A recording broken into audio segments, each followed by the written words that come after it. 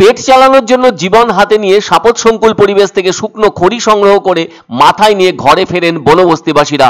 এমন ছবি প্রায় প্রত্যেক দিনই চোখে পড়ে ডুয়ার্সের জঙ্গলে।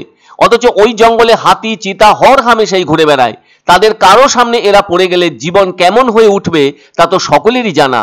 আর ডুয়ার্সের জঙ্গল লাগোয়া বস্তির বাসিন্দারা সেটা ভালোভাবেই জানেন, কিন্তু তারা তো নিরুপায়। প্রতিদিন তো খেতে হবে, আর সেজন্য রান্না করতে হবে। এদিকে ঘরে তো তারা রান্নার গ্যাস ব্যবহার করেন না, কেননা জঙ্গলের পাশে থাকা বনবস্তির ভেতর তো সেসবের বালাই নেই। দিন রাত যখনই হোক খড়িতেই রান্না করতে হয় তাদের। আর সেজন্য ওই বস্তিবাসীর মহিলারা জীবনকে বাজি রেখে জঙ্গলের ভেতর থেকে পড়ে থাকা শুকনো গাছের ডালপালা কুড়িয়ে সেসব মাথায় করে নিয়ে আসেন। আর এ কাজ তাদের প্রত্যেক দিনই করতে হয়।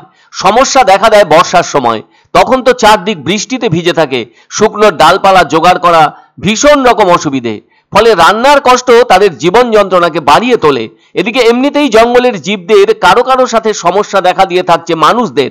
এমন অবস্থার ভেতর থেকেই জঙ্গলের খড়ি সংগ্রহ যথেষ্ট কষ্টকর, কেননা পদে পদে বিপদের হাতছানি থাকছে সেখানে।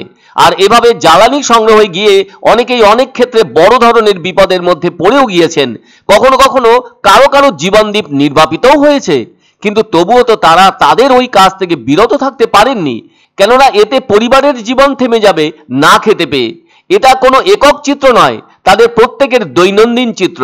যদিও কাঠের জ্বালানির বিষয়টি পরিবেশবিদরা পছন্দ করছেন না। এ ধরনের জ্বালানি সমূলে বন্ধ হওয়া উচিত বলে মনে করছেন তারা। কথা ঠিক, কিন্তু পরিবেশবিদরা এটা নিশ্চয়ই জানেন, যারা বনবস্তির বাসিন্দা তাদের ঘরের খাবার তৈরি হবে কোন জ্বালানি দিয়ে। না আছে তাদের গরিবের উজ্জ্বলা যোজনার গ্যাস, না আছে বিদ্যুতের সাহায্যে কোনো রান্নার ব্যবস্থা। তাহলে কিভাবে ঘরের মানুষগুলোর মুখে খাবার পৌঁছবে? ফলে তাদের তো একমাত্র সম্বল জঙ্গলের ভেতর থেকে সংগ্রহ করে আনা খড়ি। সাধারণ মানের উনুনে দিনকে দিন রান্না করে খেয়ে বেঁচে থাকতে হচ্ছে তাদের। এমন বাস্তবমুখী সংবাদ বিলক্ষণ জানা আছে বন দপ্তরের সমস্ত স্তরের কর্মীদের। আর ওই খড়ি সংগ্রহের কাজে বনবস্তিবাসীদের পরিবারগুলির মহিলা সদস্যরাই অগ্রণী ভূমিকা পালন করে থাকেন। অথচ এমনটা তো বিদগ্ধ জনেরাও জানেন। ৪৪ বছর হলো বন দপ্তর, অরণ্যবাসী ও ত্রিস্তর পঞ্চায়েত নিয়ে যৌথ বন পরিচালনার বিষয়টি, যা দক্ষিণবঙ্গে অনেকখানি স্পষ্ট। বিশেষত ঝাড়গ্রাম ও পশ্চিম মেদিনীপুর জেলার 4টি বিভাগের কয়েক লক্ষ জঙ্গল সংলগ্ন বাসিন্দার দলমত নির্বিশেষে লক্ষাধিক হেক্টর বনভূমি সংরক্ষণ ও সমৃদ্ধির কাজ করে চলেছেন। তৈরি হয়েছে কয়েক হাজার বন সুরক্ষা কমিটি।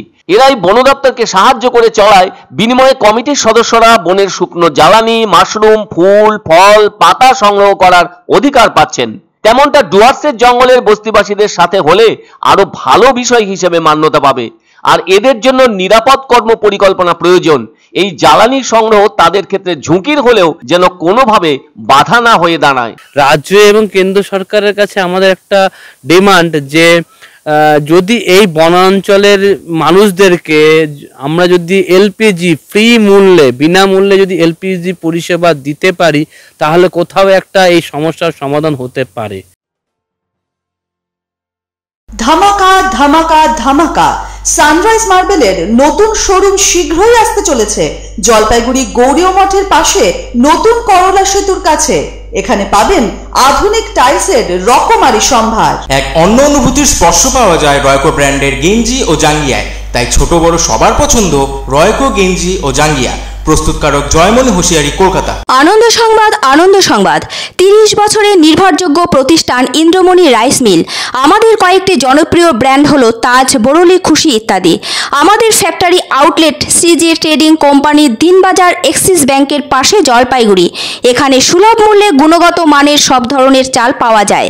Phone number 9547029475। পছন্দসই সেরা খাবার খেতে হলে সোজা চলে আসুন রুচিসম্মত আধুনিক মানের রেস্টুরেন্ট রাজদরবারে, কেননা এখানেই আপনারা পাবেন ভোজনের রাজকীয় অনুভূতি। শুধু পুজোর সময়ই নয়, সারা বছরই রকমারি খাবার সরবরাহ করাই এই রেস্টুরেন্টের আভিজাত্য। আমাদের ঠিকানা রাজদরবার, রাহুতবাড়ি, বাবুপাড়া, জলপাইগুড়ি।